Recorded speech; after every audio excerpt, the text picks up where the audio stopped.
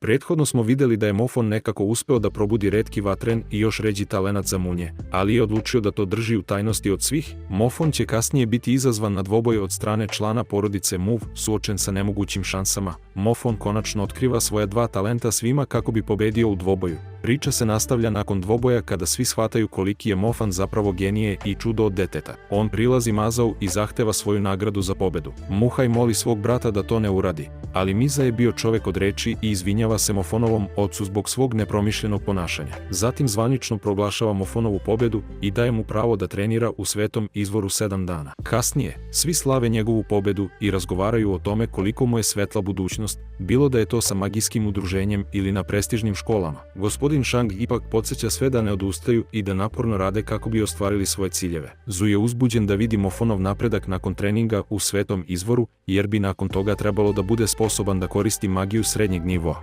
Mofan odlazi da poseti svog oca, a u senci vidimo grupu odmetnika kako vode tajanstveni razgovor. Jedan od njih objašnjava da nisu očekivali da je Mofon urođeni vladar dvostrukog elementa i da su ga potcenili. Plan grupe je propao pošto Huang nije dobio pravo da trenira na izvoru, a objašnjeno je da su viši krugovi izgubili strpljenje zbog sveg izgubljenog vremena. Mladi član se izvinjava zbog neuspeha i moli za još jednu priliku, obećavajući da će se sledeći put bolje pokazati. Međutim, grupa je već donela odluku da ga kasnije kazni. Zhang pomaže svojoj prijateljici da stekne više samopouzdanja u svoje sposobnosti kada primete Mofana i Zinzaju. Mofon se pita zašto je izabrala baš tu narukvicu od svih ostalih, a Zendaya jednostavno kaže da joj se svidela. Ono što je čini posebnom jeste to što su je zajedno izabrali i što ju je on kupio kao poklon za njen 16. rođendan. Zhang ga podsjeća da danas počinje njegov trening na izvoru i nudi se da otprati Zenzaju kući umjesto njega. Te noći, Mufin stiže do zgrade u kojoj će se odvijati njegov trening i susreće se sa gospođicom Tang i Mizoom,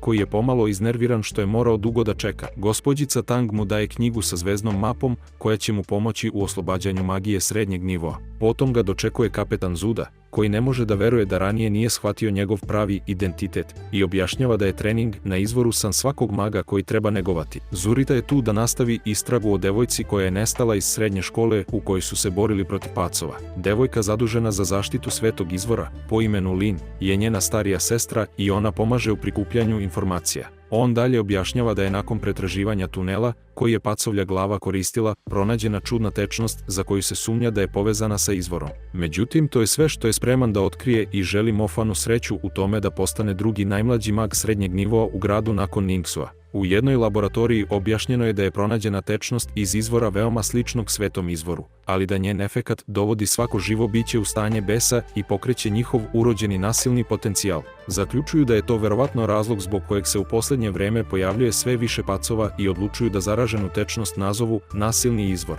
Obezbeđenje daje Mofonu pristup izvoru i on započinje svoj trening. Odmah osjeća efekte izvora jer njegov privezak počinje da reaguje. Mofon primećuje koliko je uzbuđen i pita se da li želi da popije svu vodu. Moli ga da se malo smiri i obećava mu da će mu naći devojku kada izađu. Na drugom mestu, Mofonov otac završava isporuku. Neki vojnici mu čestitaju na sinovljevom uspehu u dvoboju i objašnjavaju da se sve uticajne organizacije bore za njega. Veruju da je budućnost njegove porodice sigurna i pitaju se zašto još uvek radi kao vozač. On objašnjava da vojnici poput njih naporno rade kako bi zaštitili svoj grad, a on nalazi radost u tome da im pruži čak i najmanje stvari poput nabavke namirnica. Napolju, nekoliko vojnika komentariše kako boja kiše izgleda čudno, ali ih oficir Kong opominje da se vrate na posao. Zatim dobijamo uvid u šumu, gde vidimo nekoliko razjarenih čudovišta kako se pripremaju za napad. U centru za trening, Zurita je završio svoju istragu i zamolio Lin da brine o Mofanu kada završi, jer će mu nedelju dana treninga sigurno uzeti danak. Na granici, oficiru Kongu je objašnjeno da se jedna patrolna jedinica još uvek nije vratila.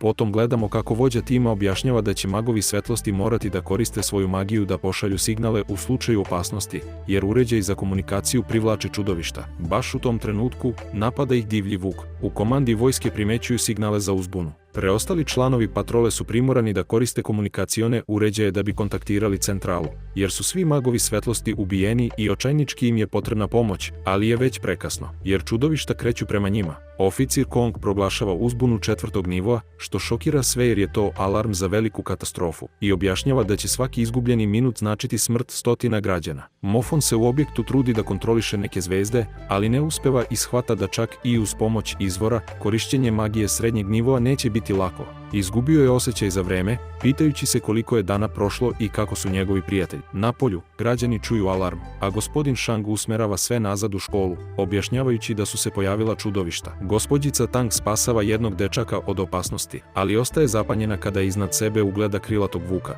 Vojska daje sve od sebe da odbrani granicu, a jedan mag srednjeg nivoa impresionira sve svojom snagom. Pokušava da inspiriše ostale da nastave borbu, ali ga bela vukodlaka zver trenutno obara. Oficir Kong dobija informaciju o ogromnom broju čudovišta koja se pojavljuju unutar grada i ne može da razume kako, s obzirom da granica nije probijena. Branjenje granice je besmisleno ako su građani napadnuti, pa odlučuje da pošalje nekoliko magova u grad. U objektu, Mufon se prisjeća uputstava koje mu je dala gospođica Tang. Mora da ojača svoju zvezdanu prašinu ako želi da ima šansu da evoluira u zvezdane oblake i tako postane mag srednjeg nivoa. Nakon toga, morat će da trenira kao kad je prvi put postao mag, kako bi mogao da koristi magiju srednjeg nivoa. Glavna razlika je u tome što sada mora da poveže 49 zvezda. Gospođica Tang, kao dobra osoba, poklonila je Mufonu knjigu zvezdanih mapa, koja će mu omogućiti da privremeno oslobodi magiju srednjeg nivoa. On njenu ljubaznost pogrešno tumači kao privlačnost i prepušta se maštanju o tome šta bi se desilo ako prestane da pokušava da poveže zvezde i umjesto toga pokuša da poveže njihove usne. Brzo se vraća u stvarnost i pita se da li je ovo ometanje zapravo ispit koji je stvoren od strane svetog izvora. Ningsu izražava svoju zabrinutost za Mofona dok njena porodica napušta zgradu, ali mora da se fokusira kada nailaze na nekoliko čudovišta. Mizao je povređena tokom bekstva, ali uspevaju da pobegnu i ona ne može da prestane da brine o Mofonu. Na drugom mestu, odmetnici otkrivaju da su morali da deluju zbog Juangovog neuspeha, te da će im cilj da sruše centralnu zgradu biti olakšan uz pomoć jednokih pacova. Mufon naporno trenira, ali ga prekida kada tlo počinje da se trese. Izlazi iz prostorije za trening i zatiče džinovske pacove kako napadaju, pa mora da se vrati nazad zajedno sa zamenikom vođe tima, Lin. Ona tada aktivira hitnu proceduru koja isušuje sveti izvor i zatvara ga u bocu. Lin otkriva tajni tunel i objašnjava da je toliko star da ni sama ne zna kuda vodi, ali nemaju drugi izbor. Zatim im objašnjava da je grupa zvana Crni red dodala tečnost zvanu nasilni izvor u kišu, što čini da čudovišta polude. Snežna stanica, koju kontroliše oficir Kan, izgubila je svoju zaštitu i ona može samo da pretpostavi koliko je situacija u gradu loša. Trenutak je napet i kada Mofonu krene krv iz nosa, objašnjava da ga je verovatno čuo pacov čudovište. Izlaze iz tunela i iznenađeni su što vodi do njegove škole, ali na to odmah zaboravljaju kada ugledaju užasno stanje u kojem se grad nalazi. Ulice su preplavljene čudovištima, a grupa ljudi pokušava da se probije do sigurne kuće. Međutim, nailaze na čudovište koje se hrani i privlače mu pažnju. Njihovi pokušaji da pobegnu su potpuno uzaludni, jer ih čudovište brzo lovi jednog po jednog. Lin objašnjava da je podignut alarm 4. nivoa, što Mofona šokira, jer to znači da u gradu ima stotine, pa čak i hiljade čudovišta. Lin otkriva da nikada nije iskusila krizu ovog nivoa, a Mofon može da misli samo na bezbednost svoje porodice. Vidimo kako Zinzaja za dlaku izbegava smrt. Čovjek koji ju je spasao želi da pomogne i drugima, ali grupa odlučuje da je previše opasno i zatvara ulaz u zgradu u kojoj su. On objašnjava da i dalje nisu bezbedni i da bi trebalo da se upute na podzemnu pijacu, jer ima jača vrata. Mofon jasno stavlja do znanja da mora da spase svoju porodicu, ali Lin mu traži pomoć pre toga. Daje mu vodu svetog izvora i objašnjava da mora da je dostavi u sigurnu zonu. Lin objašnjava da će njena istaknuta pozicija u vojsci učiniti očiglednim Crnom redu da je uzela sveti izvor sa sobom,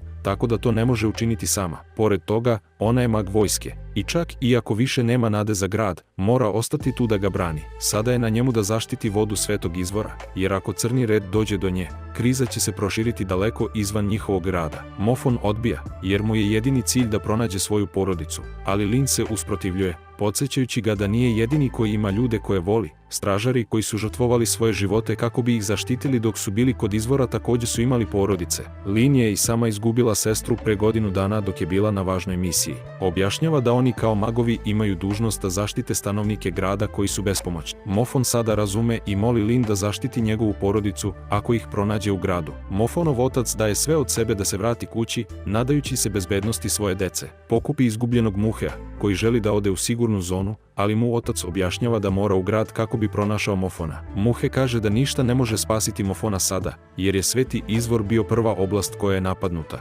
Bolje bi bilo da odu u sigurnu zonu, jer bi Mofat možda mogao biti tamo ako je još živ.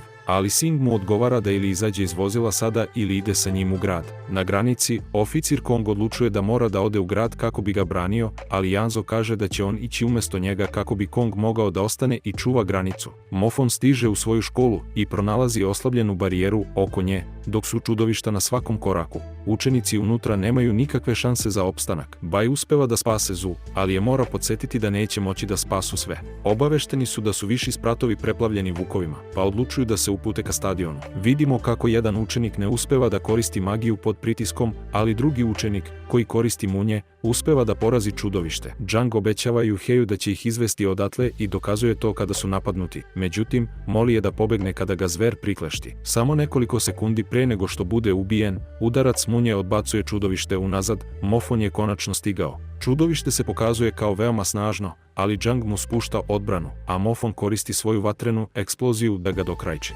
Situacija se brzo pogoršava, pa se upućuju ka stadionu, gde se čini da se svi okupljaju. Hvala što ste gledali 5. deo, 100 lajkova da znam da želite nastavak ove serije, pa ću napraviti 6. deo.